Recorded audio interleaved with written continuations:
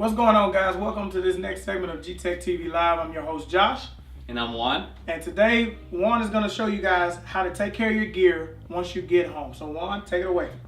Okay, so first, after every game or every practice, you gotta wash your gear. If you don't wash your gear with something like GTech, you're gonna have issues. Okay, not only the smell, but you might have some skin irritations as well. So let's start with soccer. Okay, so the first thing you wanna do is you wanna shake your bottle. And then you wanna be 6 to 8 inches away from the surface that you're spraying. Spray it as evenly as you can. And you want to cover all surfaces. Gloves are the smelliest gear in soccer, so you want to definitely do those if you're a goalkeeper. And we definitely want to spray our shoes as well. For football players, we want to make sure that we protect the forehead. And if you have a chin strap, you want to spray that as well to prevent rashes. And for odor protection, you want to spray one time. Your shoulder pads, just want to go ahead and cover it, okay? For hockey players, lacrosse players, you also want to prevent the chin strap rashes, so make sure that we spray there. Protect the forehead area as well. And then one spray for odor protection. For baseball players, we want to do the same thing. We want to protect the forehead area to prevent rashes, and then one squirt for odor protection. And for lacrosse players, you tend to get rashes on the elbow or it's a fungus growth. You have to make sure we spray that really good. And the gloves smell really bad, especially in hockey and lacrosse, so we want to definitely do a couple of good hard sprays there. Okay, allow everything to dry, and if you have something like our sports rack here, you can place them on the sports rack. Allow it to dry in the sun, that's for the best results. So Juan, after spraying all your gear, how long should you wait?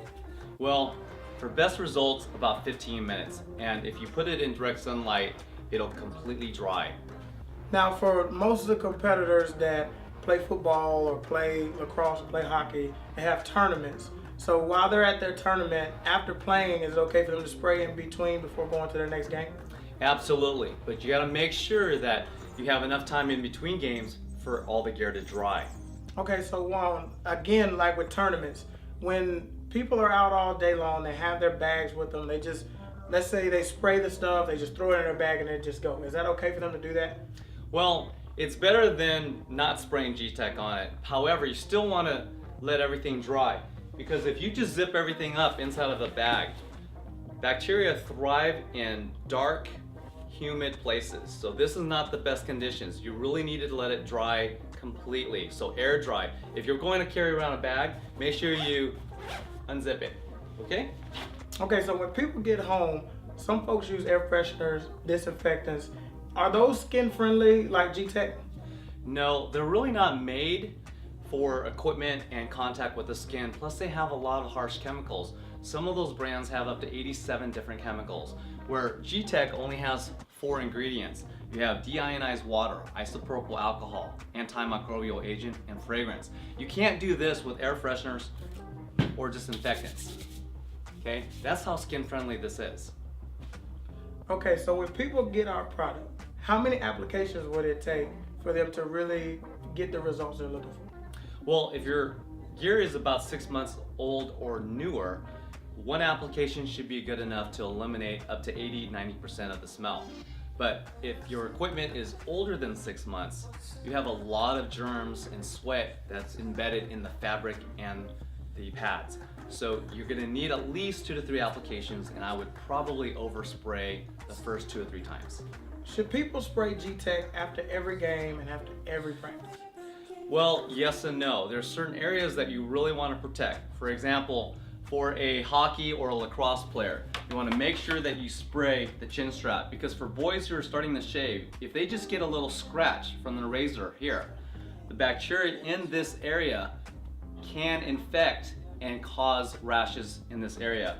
Also, for the helmet area on the football pads that's touching the forehead, you can get helmet acne. For lacrosse players, you want to do the elbow guard every time. That's right here, and they get a lot of rashes. So everything else, if it smells, then that's when you should spray it. But other than that, those are the main areas that you should spray after every use. So out of all the ingredients in GTech, what is the active ingredient? Well, the active ingredient is an antimicrobial. That's what our spray is. It's antimicrobial spray. Everyone's familiar with hand sanitizers, antibacterial soap. They kill some bacteria, but an antimicrobial actually kills a wider range of bacteria. Now, our ingredient is called silane quaternary ammonium salt. Silane is silicone and hydrogen, and it allows our antimicrobial to stick to the surface. For example, if I were to spray these shoulder pads, once I spray it and allow it to dry, it leaves a protective layer so that when you wear it again, the germs can't grow. That's what makes our product so unique. Final question is, where can people purchase this product?